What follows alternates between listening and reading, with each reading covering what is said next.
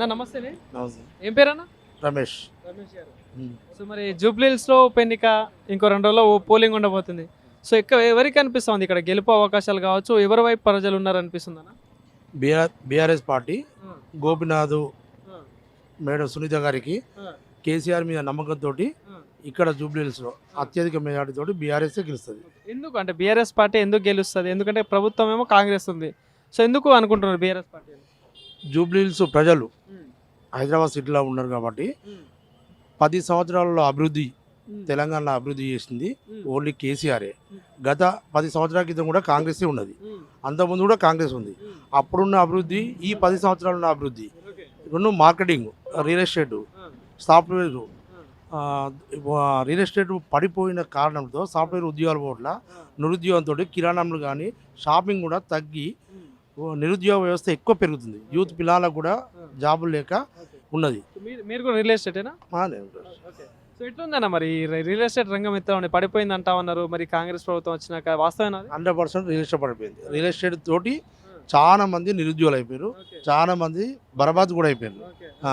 ఈ ఈ ఈ ఎలక్షన్ తెలంగాణ రాష్ట్రానికి ఇది ముఖ్య సూచిక, ముఖ్య ఎన్నిక. ఇది ఒక ఓన్లీ జూబ్లీహిల్స్ కాదు, హైదరాబాదులో ఉన్న జూబ్లీహిల్స్ ప్రజలు తెలంగాణ రాష్ట్రాన్ని మార్చే ఓటింగ్ ఇది. రాష్ట్ర రాజకీయాల్లో మార్పు వస్తుంది 100%. స్థానిక ఎలక్షన్లో కానీ, పార్టీ పరిస్థితుల్లో కానీ, కాంగ్రెస్ ప్రభుత్వం కానీ, ఈ ఎలక్షన్కు ఒక్క ఎమ్మెల్యే పోతే రేవంత్ రెడ్డి పడిపోడు. కానీ జూబ్లీహిల్స్ ఎలక్షన్ గెలిస్తే రేవంత్ రెడ్డి మార్పు వచ్చి రియల్ ఎస్టేట్ పెరుగుతుంది అనే ఒక ఆశాభావం. అంటే ఎందుకు అంటే 2 సంవత్సరాల్లో ఇంత వ్యతిరేకత ఎందుకు వచ్చింది కావచ్చు? ముఖ్యంగా హైడ్రా అనేది గత 50 సంవత్సరాల నుంచి వాళ్ళు బీదస్తులు ఇల్లు కట్టుకున్నారు. అప్పుడు ఉన్నది కూడా కాంగ్రెస్ ప్రభుత్వమే. హౌస్ నెంబర్లు ఇచ్చింది కూడా కాంగ్రెసే.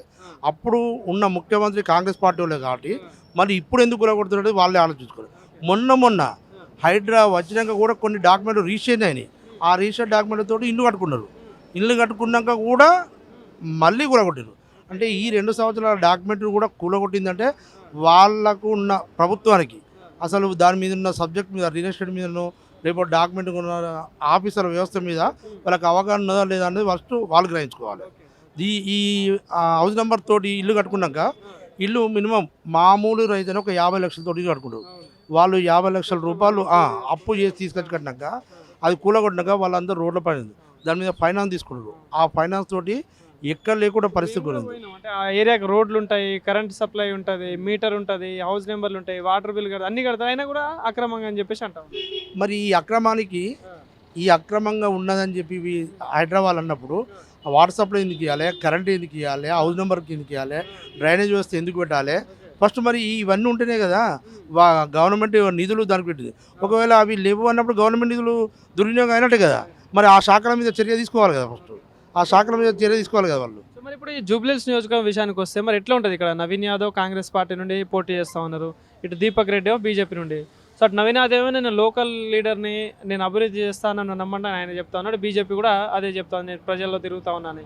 సో మరి ఎట్లా ఉంటుంది వీళ్ళిద్దరికి? మరి దీపక్ రెడ్డి, నవీన్ యాదవ్ వాళ్ళిద్దరూ ఒకటి అయిపోయి నవీన్ యాదవ్కి సపోర్ట్ చేస్తున్నట్టు ప్రజలు కూడా అనుకుంటున్నారు.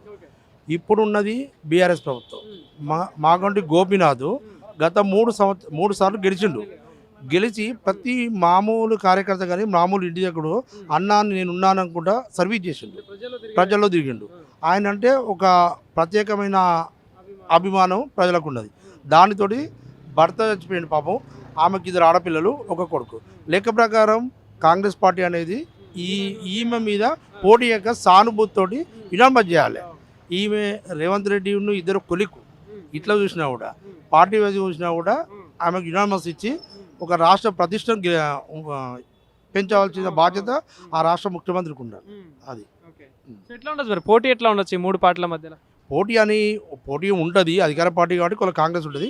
100% మంచి మెజార్టీతోటి సుమారు 20 నుంచి 30 వేల మెజార్టీతో గెలుస్తుంది. అంటే డబ్బు ప్రభావం ఉంటుందా ఈ ఎన్నికల్లో? ఈ అధికార పార్టీ అనేది డబ్బు ప్రభావం 100% చూస్తుంది. అధికారం అనేది అన్ని వ్యవస్థలు, అన్ని శాఖలు, అన్ని రియల్ ఎస్టేట్ వ్యవస్థలు అన్నీ కలిసి కాంగ్రెస్ ప్రతిష్టంగా ఒక సీఎంగా ఓన్లీ ఉప ఎన్నికలకు సుమారు 3-4 సార్లు వచ్చి ప్రచారం చేసినంటే ఎంత భయభ్రాంతులు ఉన్నారో చూడండి. నిన్న ఇంటర్వ్యూలో కూడా ఇది రెఫరెండమా అని అంటే దానికి సరైన సమాధానం చెప్పలే. ఇంకా మేము మార్చుకుంటూ ఉండే, మార్చుకుంటూ వేరు, రెఫరెండం వేరు. మార్పు స్టార్ట్ అవుతుంది. ఇప్పుడు గత 2 సంవత్సరాల నుంచి జూబ్లీహిల్స్లో ఏం అభివృద్ధి చేసిండో ఇంకా రెండు రోజులు ఉన్నది ఎలక్షన్. ఏవి ఇప్పుడు చూస్తారు కదా, ఈ జూబ్లీహిల్స్లో చూస్తారు కదా, ఆయన మీటింగ్ పెట్టినప్పుడే కిందికి వెళ్ళి మోరి వాసన చేసి అప్పటికప్పుడే లిఫ్ట్ ద్వారా తీసుకుపోతారు. మరి ఏడు అభివృద్ధి అయిందో జూబ్లీహిల్స్ ప్రజలు ఆలోచిస్తారు. జూబ్లీహిల్స్ ప్రజలు మేధావులు, వాళ్ళు చదువుకున్న వాళ్ళు, మంచి అన్ని రంగాల అభివృద్ధి చెందిన వాళ్ళు. వాళ్ళు ఓటు అనేది అభివృద్ధికి దేనికి ఆలోచన చేస్తారో వాళ్ళు మేధావులు ఆలోచించి నిర్ణయం తీసుకుంటారు. ప్రతి ఓటు బీఆర్ఎస్కే పడుతుందని మేము ఆశిస్తున్నాం.